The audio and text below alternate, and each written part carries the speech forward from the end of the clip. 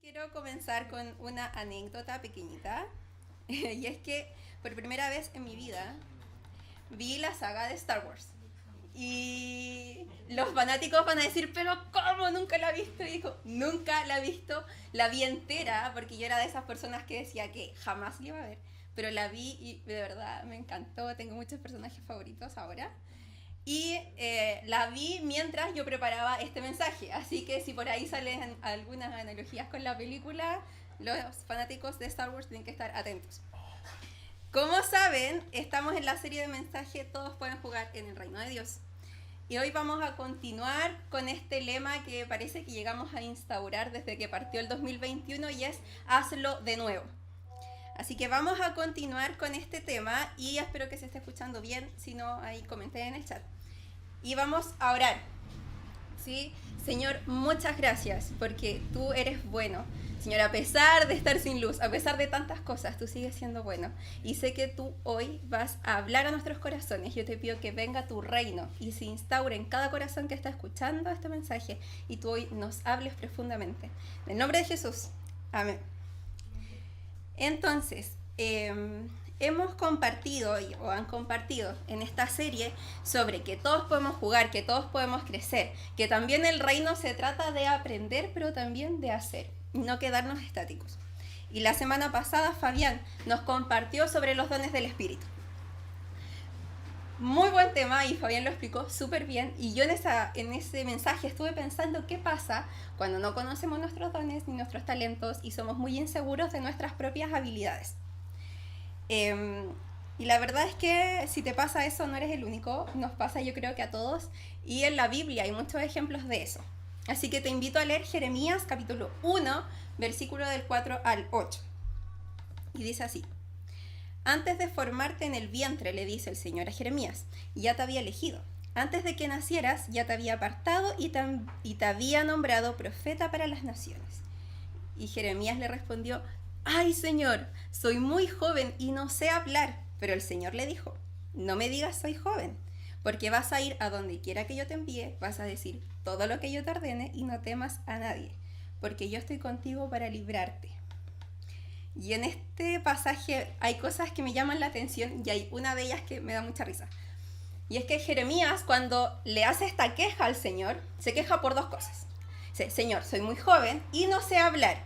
Y la respuesta del Señor y lo que le recrimina, entre comillas, Dios, solo es el soy muy joven. Eso quiere decir, y me da a entender, que Dios sabía que Jeremías no tenía muchas habilidades para comunicarse.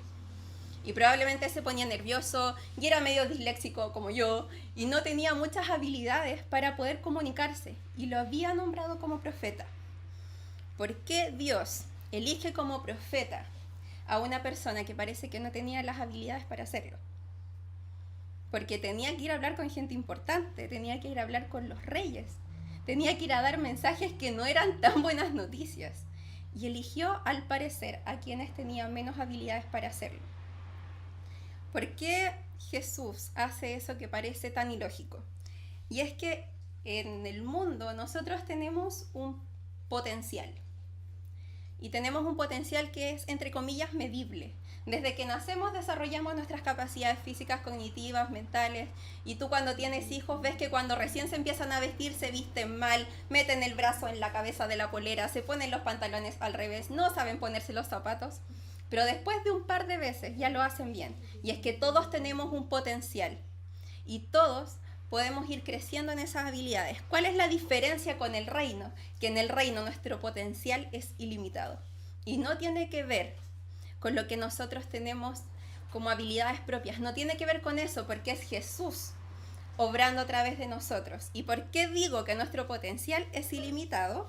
Quiero que leamos Juan capítulo 14, versículo 12. Me encanta este versículo. Le dice Jesús a sus discípulos, ciertamente les aseguro que el que cree en mí y las obras que yo hago, él también las hará y las hará aún mayores, porque yo vuelvo al Padre. Les aseguro que ustedes harán obras mayores a las que yo hice. ¿Por qué? ¿Cómo podríamos nosotros hacer obras mayores a las de Jesús? Y es que Él y su Espíritu están en nosotros. La pregunta es, ¿hemos hecho cosas mayores a las que hizo Jesús? Ahí la dejo. Ahí la dejo. Y quiero que sigamos en la línea y que se vayan dando cuenta que Jesús siempre parece que eligió a los menos indicados. Así que leamos Mateo capítulo 4, versículo 18. Y es cuando llama a los primeros discípulos. Dice que mientras caminaba junto al mar de Galilea, Jesús vio dos hermanos. Uno era Simón, llamado Pedro, y otro Andrés. Estaban echando la red al lago, pues eran pescadores. Vengan y síganme, les dijo Jesús, y los haré pescadores de hombres. Al instante echaron las redes y los siguieron. Este es solo un ejemplo de cómo Jesús elige a las personas menos preparadas, ¿sí? Los discípulos no habían sido estudiosos como los fariseos que estudiaban la escritura desde que eran niños. Eran pescadores, eran cobradores de impuestos, eran personas que de verdad no tenían quizás la mejor personalidad, que quizás entre ellos parece que no se iban a llevar tan bien, tenían diferentes edades, diferentes orígenes, diferentes personalidades. Cuando uno hace un grupo, uno trata de que el grupo sea más o menos homogéneo, que se lleve bien, tratar de que sus capacidades más o menos, como que se acoplen. Pero parece que Jesús no, es como si hubiera elegido al lote un montón de gente que al parecer no se iba a llevar tan bien. Y eran las 12 personas más importantes de esa época. Iban a ser los 12 discípulos que iban a continuar el reino. Entonces, ¿por qué Jesús hace eso? Y aquí una frase que es muy famosa en nuestra iglesia y que lo usamos siempre, y es que Dios no llama a las personas capacitadas, capacita a los llamados. Así que si tú eres llamado por Dios, no te preocupes, te capacita en el camino. Lo difícil es aceptarlo, porque uno lucha así con Él, no puedo, y que parece que la tarea es tan grande. Pero Él nos capacita. Y quiero que busques en tu Biblia el capítulo 21 de Juan. Y esta es una de mis historias favoritas en la Biblia y la voy a contar entera porque no quiero que se pierda ni un detalle de esta historia. Jesús resucitó y se había aparecido, esta ya era como la tercera o segunda vez que se aparecía a los discípulos. Y los discípulos habían ido a pescar toda la noche y no habían pescado nada. Y Jesús lo estaba esperando en la orilla. Pero ellos no sabían que era Jesús. Entonces Jesús les grita, hey, ¿tienen algo para comer? Y ellos, no, sabes que no pescamos nada. Vuelvan al mar, le dice Jesús, echen la red por la derecha y van a pescar. Y cuando la red se llenó, dice que se dieron cuenta que era Jesús y Pedro se lanza al agua a nadar a la orilla porque era el Señor, el que había muerto. Ellos lo habían visto morir y había resucitado. Y dice que cuando llegaron a la orilla, Jesús había hecho unas brasas a la orilla del mar y había preparado pan y les pidió que llevaran peces para tostar ahí a las brasas. Y le dice, chiquillos, vengan a tomar desayuno conmigo. Jesús se aparece y lo primero que hace es demostrarles de nuevo su amor. Es demostrarles que seguía siendo el mismo. Los regalonea y les hace un milagro y les llena la red. Los invita a tomar desayuno. ¿Se imaginan lo que es estar a la orilla de un lago tomando desayuno con Jesús? Imagínense los discípulos preguntándole qué había pasado porque había muerto, pero ahora volvió. Y quizás Jesús preguntándole qué había pasado todo este tiempo. Imagínense el privilegio y lo lindo del corazón de Jesús de volver a prepararles desayuno después de lo que los discípulos habían hecho, lo que Judas había hecho, lo que Pedro había hecho. Y Él vuelve a prepararles un momento rico para compartir. Ese es el corazón de Jesús y siento que vuelve a conquistar el corazón de los discípulos. El otro día hablábamos y decíamos que los discípulos, se murió Jesús y se fueron y volvieron, parece que a su trabajo común y corriente, volvieron a ser pescadores, volvieron a sus labores y como que se hubieran olvidado de todo lo que Jesús les había enseñado. Pero Jesús vuelve a conquistarlos de nuevo. Y después de esta conversación, y este es como el punto central de este capítulo, dice que terminan de tomar desayuno y de repente Jesús le dice a Pedro, Pedro, ¿me amas? Y Pedro le dice, sí, Señor, tú sabes que te amo. Entonces apacienta mis ovejas. Y ya saben la historia. Saben que Jesús le pregunta 3 veces lo mismo y en la tercera vez dice que Pedro se duele de que le haya preguntado por tercera vez y le dice, Señor, tú sabes todo, tú sabes que yo te amo. Y Jesús le dice, entonces apacienta mis ovejas. Hace algún tiempo atrás siento que el Señor me confrontó muy fuerte con este versículo, con esta historia, porque sentía que Dios me preguntaba, ¿me amas? Y yo, sí, te amo, pero no puedo, Señor, no puedo hacer lo que tú me estás pidiendo hacer. No, es que tú no estás entendiendo, me decía el Señor. No te estoy preguntando si puedes, te estoy preguntando si me amas. Y yo, sí, pero no puedo, así, la porfiada, dale, peleando con el Señor. Y es que yo sentía que no era suficiente con solo decir sí, te amo. Pero para Pedro la única pregunta fue esa, ¿me amas? Entonces sí puedes cuidar y apacentar mis ovejas. En el reino, que yo digo que el reino es el mundo al revés, porque en el reino nada funciona como funciona acá en el mundo. Si tú vas a buscar trabajo en el mundo, te piden el mejor currículum, la mejor facha, toda la experiencia posible. Y en el reino la única pregunta que te hace Jesús es si lo amas. Y si lo amas, entonces las puertas del reino están abiertas para ti. Y aquí una frase, yo pensaba, ¿cuál es la única forma de jugar en el reino? Es que empieces a jugar. Si tú quieres participar en el reino, tienes que empezar a hacerlo. ¿Cómo? Diciendo que sí. ¿Cómo? Diciendo sí, Señor, te amo. Y vas a jugar quizás primero en cualquier puesto. Imagínate que es un partido de fútbol. Quizás vas a empezar como delantero. Y en el camino te vas a dar cuenta que ese no es tu lugar y que tú juegas súper bien como arquero. Pero no te vas a dar cuenta de eso si no empiezas a jugar en el reino. No te vas a dar cuenta de tus capacidades, de tus talentos, de tus dones, si no juegas en el reino. No es que nunca lo vayas a conocer, solo que mientras más juegas, más te das cuenta de tus habilidades, más el Señor te va revelando de tu lugar en el reino. Y en el reino lugar para todos. En el reino nadie sobra, pero si te quedas mirando de las butacas cómo juega el partido, entonces no vas a saber cómo juegas tú. Y vas a asumir cosas que no son. ¿Qué es lo que pasa cuando tú juegas en el reino? Te das cuenta de tus habilidades, pero también te das cuenta de aquello que tienes que mejorar. Porque tú puedes decir, no, yo soy súper paciente, tengo mucha paciencia con la gente. Pero cuando empiezas a atender personas te das cuenta que parece que no eres tan paciente. Y que es un área que Dios tiene que trabajar en ti. Pero eso solo lo vas a descubrir si te atreves a participar en las obras del reino. ¿Y qué es lo más hermoso de esto? Es que tú vas a hacer cosas que van a parecer imposibles, que tú las haces y después dices, no, esto no lo hice yo, esto no fue mío. Entonces, cuando esas cosas pasan, se glorifica a Dios y tú bendices al resto. Cuando tú haces algo imposible, es Dios quien se glorifica. Y eso es lo más maravilloso del reino. Es lo que decía Fabián, tú no tienes los dones, es un regalo de Dios y tú los usas para bendecir a los demás. Y aquí cuando yo veía Star Wars decía, tiene sentido, porque si tú has visto la película, existen los Jedi, y los Jedi no son poderosos en sí mismos, usan la fuerza del universo para pelear contra el mal. La fuerza no está en ellos, ellos usan la fuerza para bendición de otros, igual que nosotros. Usamos los dones del Espíritu Santo para bendecir a los demás.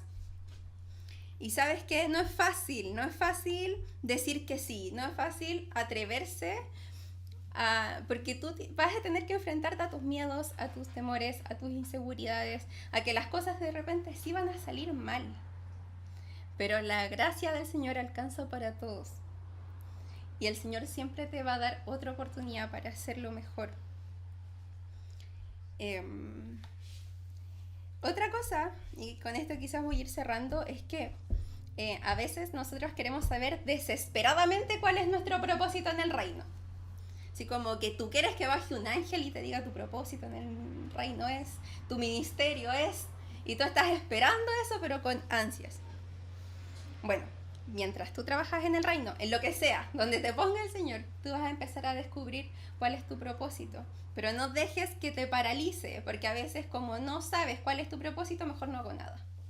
Entonces llaman voluntarios de la fundación y tú, no, es que el Señor no me ha llamado a trabajar con personas vulnerables, no, como que los migrantes, mejor que no, eso no es lo mío, porque Dios todavía no me dice que es lo mío. Va a ser muy difícil que lo descubras si primero no dices que sí a la oportunidad que se te presente. Y ahí el Señor te va a empezar a revelar quién eres tú en el reino y cuál es tu lugar. Pero antes tienes que hacerlo. Y además, no tenemos excusas, porque lo que decía el pastor hace una semana atrás, Jesús vino a hacer discípulos, a predicar el evangelio, a sanar enfermos, a echar fuera demonios, a acoger a los necesitados. Y para eso no necesitas que Dios venga y te lo diga. Tú necesitas hacerlo porque eso está en la palabra y porque eso es tarea de todos nosotros. Ir y hacer discípulos es la tarea de todos. Todos debemos orar por los enfermos. Así que si tú no sabes qué hacer en el reino, parte por eso. Porque la verdad es que todos deberíamos hacerlo todos los días. Así que no hay excusas. Y en este proceso vamos a aprender. Yo más que nadie entiendo a esas personas que son miedosas y inseguras porque yo soy igual. Y me ha costado un montón atreverme a hacer lo que estoy haciendo. Y me cuesta un montón estar aquí hoy día compartiéndoles lo que les estoy compartiendo. Y esforzándome para que no se me enrede más la lengua porque hablo muy mal. Pero aquí estoy y digo que sí. Cuando el pastor me invita digo que sí y después me da nervio. Pero si no lo hago no voy a descubrir que sí puedo hacerlo. Y si hoy día estoy aquí y el Señor te habló, entonces no fui yo, fue Él. Y Él se glorifica con eso y ustedes salen bendecidos y yo también y todos ganamos. Y eso es lo maravilloso del reino. Así que espero que de verdad Dios te haya hablado y voy a invitar a la pastora para que venga a orar y podamos ministrar un ratito antes de terminar esta reunión. Ha sido un desafío, todos nerviosos acá con las dificultades técnicas, pero iglesia, no te desconectes, el Señor está aquí y el Señor nos está hablando a ustedes, a nosotros. La palabra me llega profundamente, porque ustedes dirían, no, la pastora sabe y puede y tiene experiencia, pero ustedes me describen como una persona que es amorosa, pero en mi naturaleza yo no soy alguien amoroso y preocupado de las personas. Ustedes podrían decir, oh, qué cariñosa, qué maternal. Eso me lo ha dado el Espíritu Santo. Yo no, en la carne, soy ocupada de las tareas, de las cosas. Las personas me estorban. Y yo quiero decirles que el Espíritu Santo puede hacer esta habilitación que en lo natural tú y yo no tenemos. Así que gracias, Nino, por esta palabra. Y vamos a orar y vamos a ministrar pidiendo al Espíritu Santo que venga y nos habilite para el reino, para las buenas obras del reino que Él nos llamó a hacer. Ven, Espíritu Santo. Sin ti, sin tu poder, sin la habilitación de tu poder en nosotros, Señor, nada de lo que hacemos tiene valor más allá de nuestro esfuerzo.